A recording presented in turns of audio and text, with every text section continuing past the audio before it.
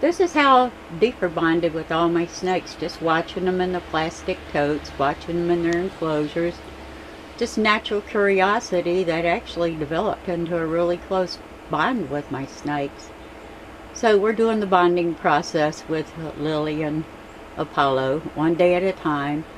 And like I said, with Deeper it took a year before I felt safe enough to let them go nose to nose, of course supervised. But gradually they just learned to enjoy each other's companionship. Now these aren't the mean... You know, I was in the Dollar General yesterday and the girl on checkout behind me was with her daughter. And her daughter was talking, I mentioned the cashier knew me. She says, a snake lady. And she goes, snakes, oh I love them. Her daughter goes, I'd love to come live with you. And her mother goes, no you wouldn't. They size you up. They lay alongside you. It's on the news all the time. Vets will tell you that your snakes are sizing you up when they lay the full length of you beside you. And I'm like, that's a total crock of bullshit. And I said it really loud right in the Dollar General, and all these people in checkout turned around and looked at me. And I said, it is. It's a crock of crap. Pardon my English, but it is a pile of crap. Snakes don't size you up. I explained it to them. If a snake is hungry, it will strike, it will constrict, and it will eat. They don't walk around, slither around with a tape measure in their pocket to measure up their food. If they're hungry, they'll go after it. Plain and simple. I don't know why people have to break down all these facts and turn them into like a comedy about snakes, because they're really not at all like that. They don't size you up. They don't size their food up. And you know, the girl was like, oh my God, I'd love to come live with you. I gave her my address. I said, you're more than welcome to come visit my snakes. And her mother goes, you'll never see me come in. And I said, that's your loss, you know. It's really sad that you feel that way, and it's even more sad that you believe everything you hear. Oh yeah, it happens. Paulo's still checking out Chewy. I know as soon as I pop the top on it, Paulo will take off and run and hide. Maybe not, though. He's a lot braver than Lily is. Paulo. That Chewy? Is that Chewy? Jump. He's nervous. I'm sorry, I'm shaky. No, you don't want to get in there with him. That wouldn't be smart. That wouldn't be the smartest thing in the world for you to do, is get in this plastic tote with Chewy.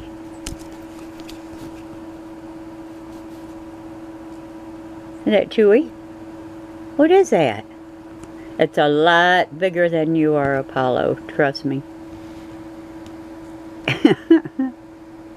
Is that Chewy? Hi, Chews. Kind of hard to do everything with one hand.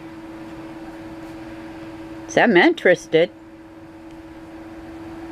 But, you know, you just can't risk the cat jumping at the snake or scratching the snake or popping its claws at it. These are things you have to be on constant alert about when you're letting them bond with each other and get to know each other. These are all things that really, really seriously need your constant attention, and you have to watch every move they both make. Now Chewy's social, he's used to coming out. The thing here is, will Apollo jump at the snake if I open the top? And that's what I'm trying to decide on right now. You don't wanna. Chewy will eat you for dinner. No, go.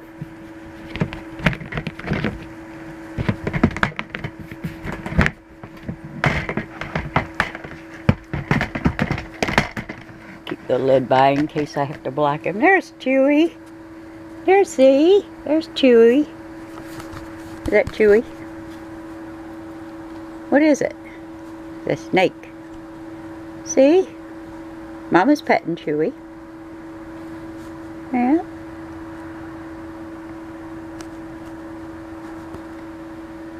One day at a time.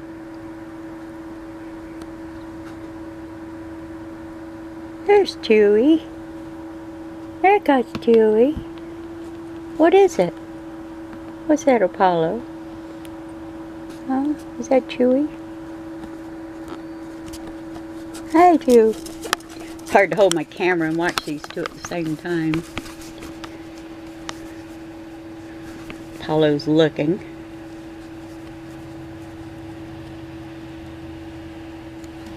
See? That's Chewy. There's my toes.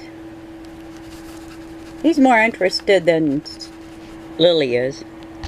Chewy's like, oh, I don't think I want to be around that thing. That thing's creepy looking. What is that, Chewy? There. What is it, Apollo?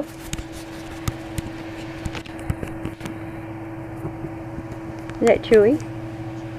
You don't even want to jump up here and jump in the tote with him. That wouldn't be smart.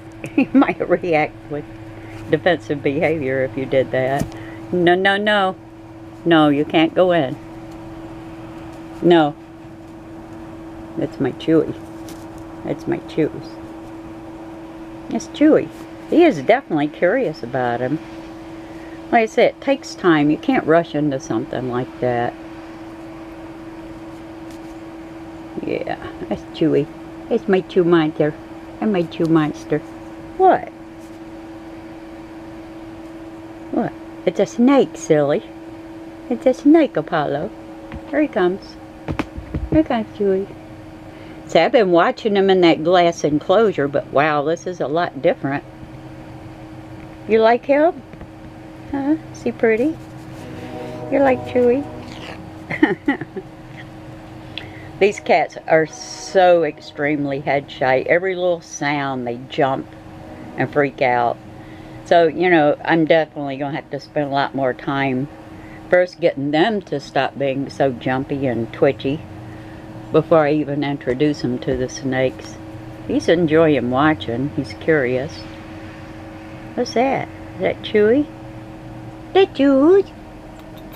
Hi, Chewy. That's my Chewy. I got kisses from Chewy.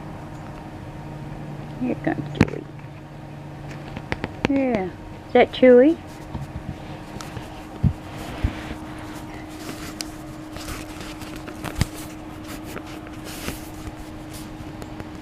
Is that Chewy?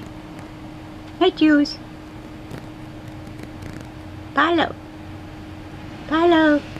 So she turned the volume down on the TV. I can't hear it. Chewy's watching Apollo through the plastic here. What's that? Is that Chewy? Look, there's Chewy. See? But this is how it's done. Maybe 2 or 3 days a week. They're near each other. It's going to be a long time before I allow them to make nose-to-nose contact. No, you can't jump in there. No, absolutely not. That wouldn't be good for you. Chewy might beat you on your head.